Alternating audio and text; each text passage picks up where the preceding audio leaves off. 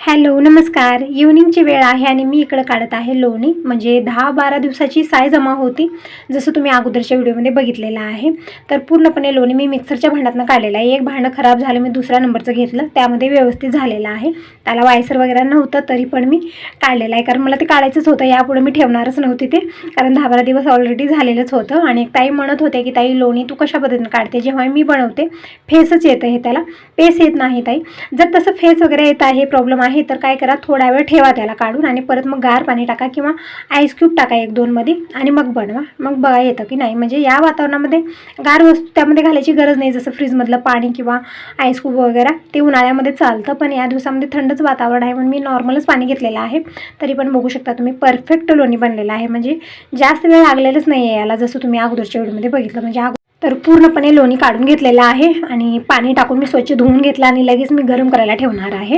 म्हणजे तूप आपल्याला लागतच असतं. आणि लोणी तसं तर आपण 10-12 दिवस ठेवलेली आहे आणि परत लोणी ठेवलं तर माने राहतं ते. आणि जर जास्त ताक आलं तर फ्रीजमध्ये 1 दिवस रात्रभर ठेवायचं आणि सकाळी घ्यायचं, म्हणजे ते छान थिक होतं. म्हणजे ताक वेगळं होतं स्वतःहून. पण मी इथं स्वच्छ धुवलेलं आहे पाण्यानं, पूर्णपणे ताक पाणी सगळं काढलेलं आहे आणि लोणी मी गरम करायला ठेवलेलं आहे. निवांतपणे ताक होत राहील. आणि हे जे आहे ना ताक जे निघालेलं आहे, त्या लोणी बनवलेलं आपण, त्यामध्ये मी विरजण नाही, फक्त साय जमा करते म्हणून आंबटपणा नाही आहे. तर मी काय केलं, थोडंसं दही टाकलं आणि ते ओतून ठेवलेलं आहे, म्हणजे विरजत राहील उद्यापर्यंत व्यवस्थित ताक बनतं आपण पिण्यासाठीही. नाहीतर शेरू तर आहेच आहे. म्हणजे आता या दिवसामध्ये थंड वातावरणामुळे जास्त ताक दही सरत नाही आहे, तर शेरू आहे. आणि ताक असलं तरी मी तडका देऊन घेते आणि दही पण राहतच आहे. म्हणून मी काय करते, जास्त प्रमाणात दूध जे आहे ना, काहीतरी रेसिपी बनवते किंवा खवा वगैरे बनवते, गुलाबजामुन वगैरे बनवत असते, कारण दूध थोडंसं जास्तच येतं. 1 लिटर दूधचं दही ताक बनवलं तर 2 जण किती खाणार. आणि हे थंड वातावरण आणि मला सर्दी खोकला याचा प्रॉब्लेम खूप आहे. जसं हे पाऊस चालू झालेलं ना झिमझिम दररोज, तेव्हापासून तर खूपच तब्येत बिघडत आहे. लगेच ते वातावरण जे आहे ना आपल्याला पकडतं, त्यामुळे मी थंड खायचं बंदच केलेलं आहे आजकाल. पाणीसुद्धा गरम करून पित आहे मी. तर इकडे मी गरम पाणी घेतलेलं आहे सगळे भांडे धुण्यासाठी, कारण एकदम चिकट आहेत ना, लवकरही निघणार नाही. तर कडक पाणी घेतलेलं आहे, त्यामध्ये मी थोडंसं निरमा टाकलेलं आहे, जसं डिटर्जंट टाकलेलं आहे. आणि त्यामध्येच हे भांडे मी धुवून घेत आहे. बघू शकता चिकटपणा पटकन निघून जाते. आपण गार पाण्यात धुलं तर तितकं लवकर निघणार नाही, पण गरम पाण्यामध्ये जास्ती घासाघाशी करायची गरज नाही. फक्त पाण्यात टाकलं, बुडवलं आणि बघू शकता एकदम स्वच्छ निघालेले आहेत. तर इकडं हे मिक्सरचे भांडे पण मी स्वच्छ धुवून घेते आणि त्याला पहिलं मला रिपेल करायला द्यावं लागेल, कारण त्यामधलं जे आहे ना पाते ते तुटलेले आहे, त्याची नट वेगळी झाली, ते पातं तुटलं, सगळा धिंगाणा झालेला आहे. तर अगोदर मी, कारण हे मोठं भांडं मला लागतच असतं, यामध्येच लोणी जे आहे ना परफेक्ट बनतं. कमी वेळामध्ये थोडंसं जास्त प्रमाणात त्यामध्ये आपण टाकून बनवू शकतो. हे जे छोटे भांडे आहेत ना, त्यामध्ये थोडंसं सांडा लवंडा व्हायची भीती असते. तर हे सगळेच भांडे मी अगोदर धुवून घेते. तांबे पण तसे झालेले, साय वगैरे ठेवलेले, ते पण मी क्लीन करून घेते. म्हणजे गरम पाणी काढलेलंच आहे, तर पटकन सगळेच भांडे चिकट जे आहेत ते धुवून घेतलेले आहेत मी.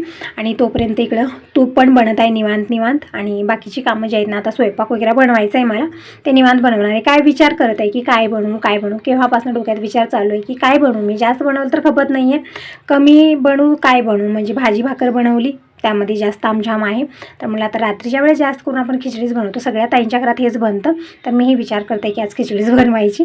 तर इकडे बघू शकता लोणी पण बनवून तयार आहे. गॅस बंद केलेला आहे, पण एक कढई जाड आहे ना, जास्त वेळ गरम राहते, तरी पण ते तूप उकळत आहे. म्हणजे मी अगोदरच बंद केलेलं आहे. तर आता तूप व्यवस्थित गार झालेलं आहे, तर शोधून घेऊया. तर ह्या कढईनं धार लागत नाही, खाली सांडा लवंडा खूप होणार होता, म्हणून मी पळीनं थोडं करून टाकत आहे. बघू शकता तुपाचा कलर एकदम परफेक्ट आलेला आहे. थोडंसं पांढरं शुभ्र काढलं ना, तूप जास्त दिवस ते टिकत नाही, पण अशा पद्धतीने थोडंसं त्याला ना सुनेरा रंग येऊ द्यायचा. अशा पद्धतीनं बघू शकता एकदम छान असा तूप म्हणून तयार आहे. वास पण खूप छान येऊ लागलेला आहे. जसं तूप कढतं ना आपल्या घरात, पूर्ण घरामध्ये वास दरवळतो, शेजाऱ्या पाजारांनाही जातो तो वास.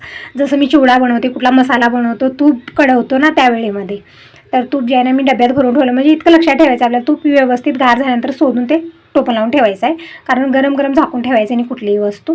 तर आता मी विचार केला भरपूर की काय बनवायचा, मग म्हणलं खिचडीच बरोबर आहे आता जास्त. आणि वरून रिमझिम पाऊसही चालू आहे, त्यामुळे जास्त काही मी तामझाम करत बसलेली नाही आहे, गरमागरम खिचडीच बनवते.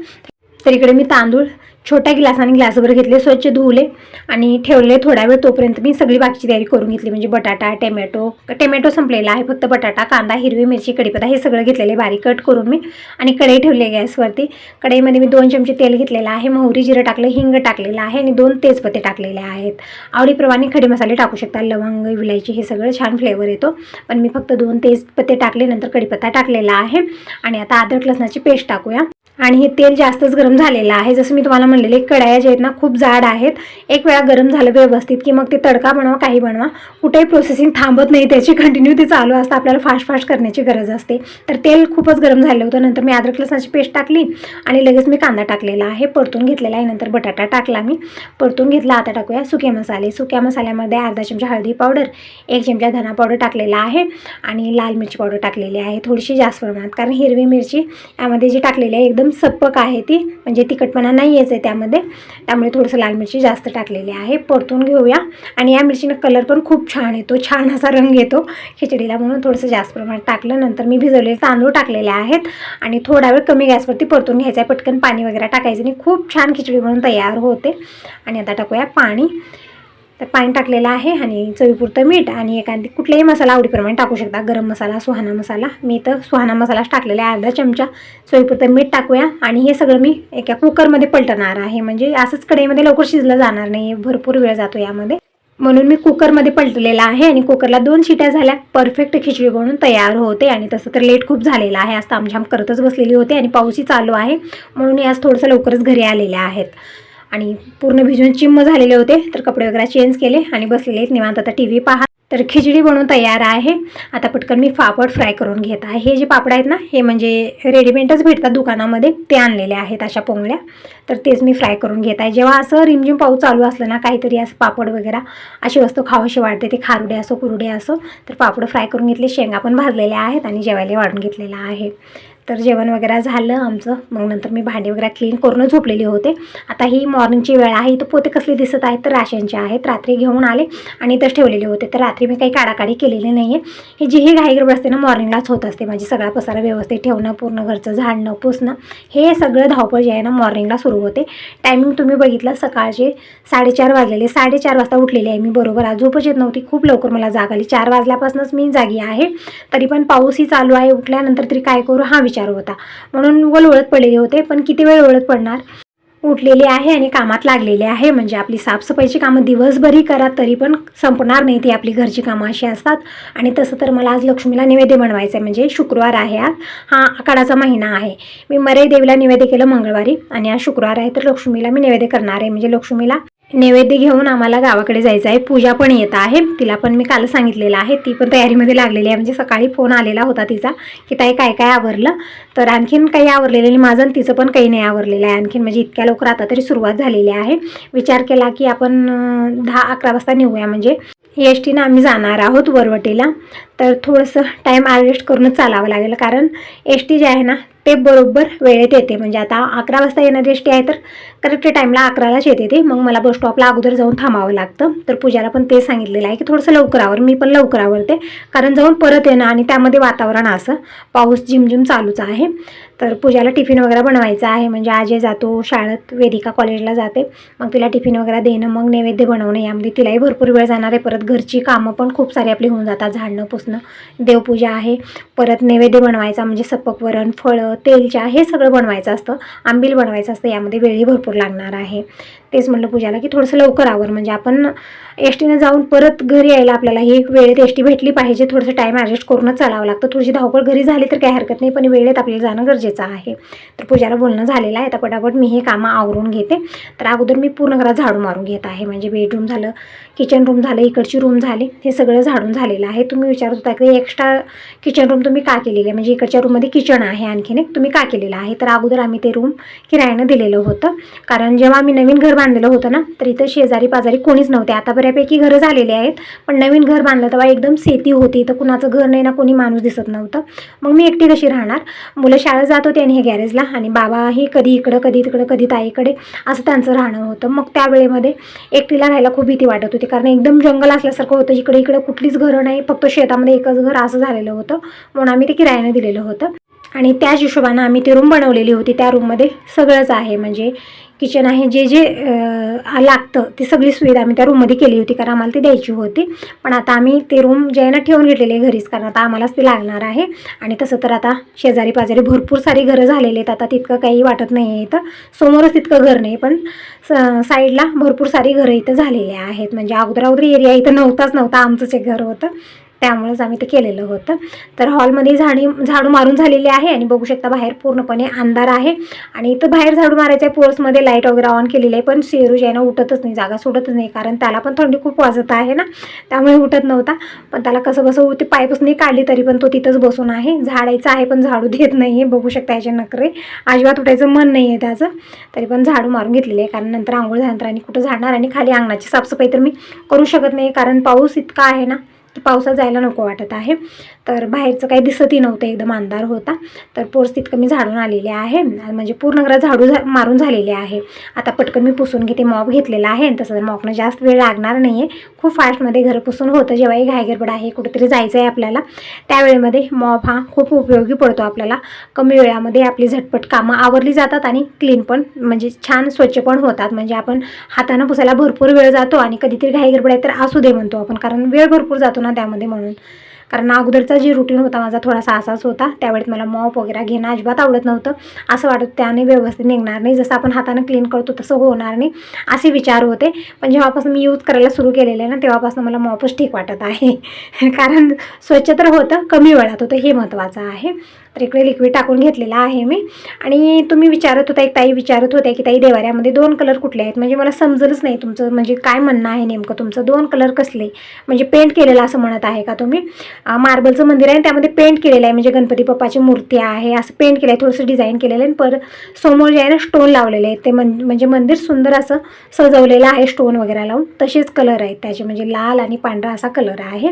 आणि जेव्हा मी लिक्विड टाकते ना, ते पण लाल रंगाचं, एकदम पांढरशुभ्र जे मंदिर आहे ना, ते एकदम लाल होऊन दिसतं. ज्यावेळेस मी स्वच्छ करते त्यावेळी मात्र परत ते व्हाईट होतं, म्हणजे एकदम नव्यानं दिसतं. म्हणजे ते लिक्विड खूप छान आहे, मला खूप आवडतं. तर मी तिकडच्या रूममध्ये अगोदर पुसून घेतलेला आहे फरशी तिकडची, आणि आता आलेली मी किचनमध्ये.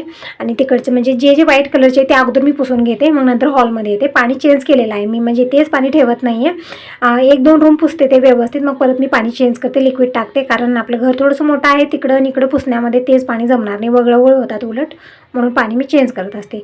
2-3 वेळा पाणी चेंज होतं माझं. मग पोर्समध्ये एक पुसून घेऊन येते, मग झालं अंगणाची साफसफाई. बघूया, पाऊस थांबलं तर ठीक आहे. टायमिंग बघू शकता तुम्ही, हे कामं करता करता 5:15 वाजलेलेच आहेत. आता पटकन इकडची रूम मी पुसून घेते. फॅन ऑन केले सगळे, आणि मेन दार जे आहे ना ते मी बंदच केले, म्हणजे बाहेर झाडू वगैरे मारली आणि बंद केलेलं, कारण एकदम अंधार आहे, भीती वाटत होती आणि गार हवा पण येत होती, म्हणून मी दार परत लावलेला आहे. तर स्वतः इकडची रूम ही मी पुसून घेते. इकडच्या रूममध्ये फॅन लावलेला नाही, आम्ही कूलरच ठेवलेले, फॅन नाही आहे. त्यामुळे इकडे हॉलमध्ये जे 2 फॅन आहेत ना ते ऑन केले, तेच थोडंफार हवा लागते, म्हणजे लवकर पाणी जे आहे ना ते हडकलं जातं.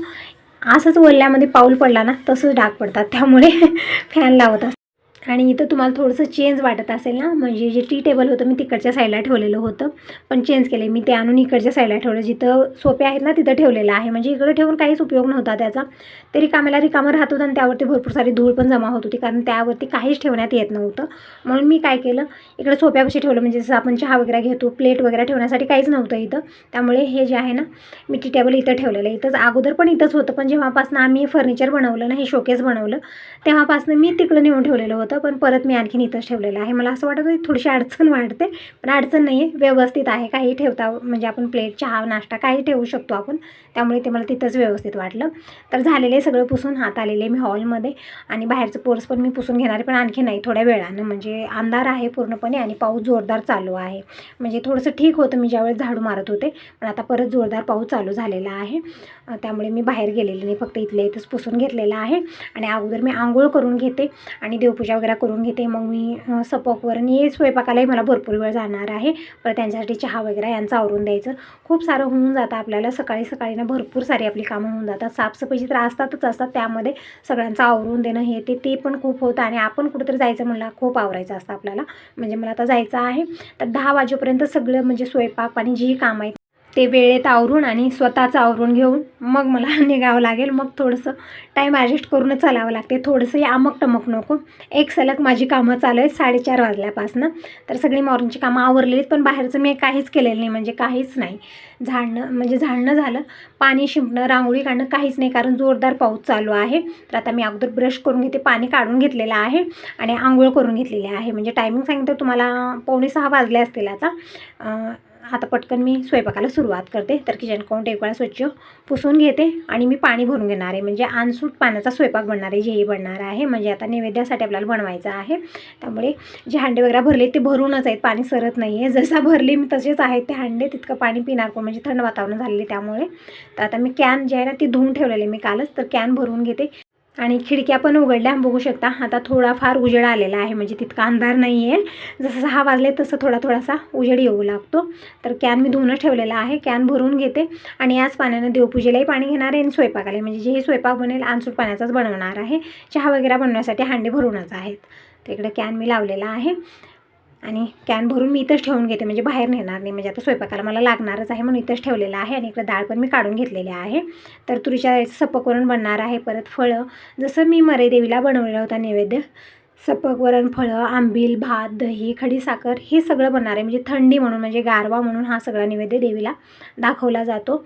वर्षातनं 2 वेळा, एक पुस महिना आणि एक आखाड महिना, 2 वेळा नैवेद्य मी बनवते. तर इकडे डाळ मी स्वच्छ धुवलेली आहे आणि डाळीच्या डबल पाणी टाकलं आणि शिजत ठेवलेलं आहे. आता जोपर्यंत डाळ शिजत आहे तोपर्यंत मी देवपूजा करून घेते. म्हणजे थोडंसंही आमक-टमक नको. आज ना कंटिन्यू कामं करायची आहेत, एक झालं की एक संग कामं करायची आहेत, म्हणजे कमी वेळामध्ये. आणि दररोजचं कसं आपण खूप आमक-टमक करतो, म्हणजे हे जे काम आहे ना 1 तासात होतं, पण ते काम आपण 2 तास 3 तास लावतो. कारण त्यामध्ये आमक-टमक खूप होतं आपलं आणि एकच विचार असतो की कुठं जायचं आहे आपल्याला, निवांत करूया. पण ज्या वेळेत कुठं जायचं असतं ना त्यावेळेत बघा तुम्ही, ते काम 1 तासाचं असू द्या, अर्ध्या तासामध्ये आपण करून तयार करतो. म्हणजे आपल्याच हातात आहे. आळस काढलं तर काम होणार नाही आणि फास्टमध्ये केली तरी कामं आपली खरंच खूप फास्टमध्ये होतात, जास्त वेळ लागत नाही आहे.